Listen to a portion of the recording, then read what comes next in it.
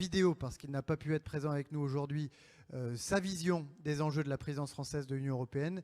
Puis nous aurons en direct et en vidéo cette fois-ci Jean-Michel Blanquer, ministre de l'Éducation nationale. Clément Beaune.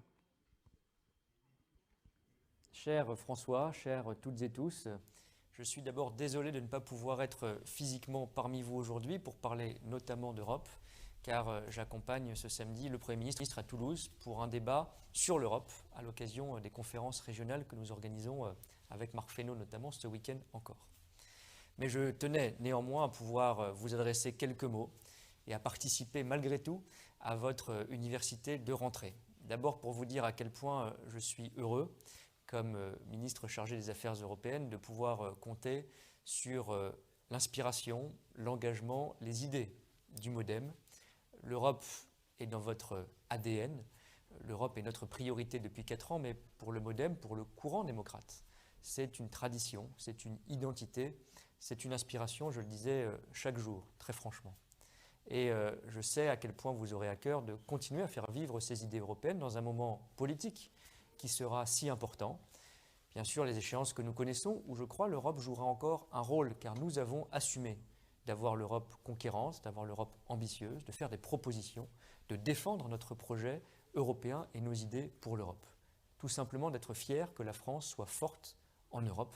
Ce n'est pas un affaiblissement de notre souveraineté, c'est un renforcement de notre capacité d'action et de notre identité française. Vous en êtes convaincus, mais nous l'avons, je crois, ensemble mis en œuvre ces dernières années. Nous devons le revendiquer, continuer à en être fiers, porter ce combat politique dans les mois qui viennent tous ensemble.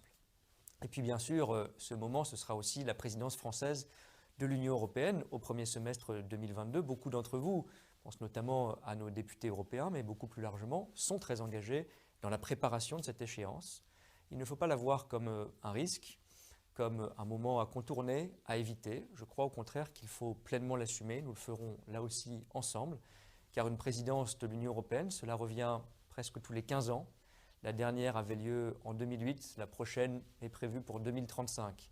Alors utilisons ce moment pour faire vivre l'Europe en France, pour faire avancer les idées de la France en Europe, pour que l'Europe parle encore davantage français, dans tous les sens du terme, et qu'ensemble, nous, vous, démocrates européens engagés, nous soyons au rendez-vous pour revendiquer un bilan, pour faire avancer des sujets, pour projeter aussi l'Europe sur les grands défis du moment.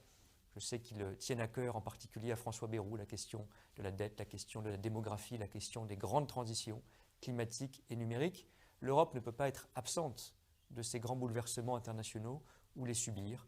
Nous sommes fiers, nous sommes engagés, nous sommes déterminés à être des Européens actifs, pas des Européens béats comme on peut caricaturer ceux qui croient à la cause européenne, mais des Européens du quotidien, du concret, des résultats et de la fierté. Pour tout cela, merci beaucoup.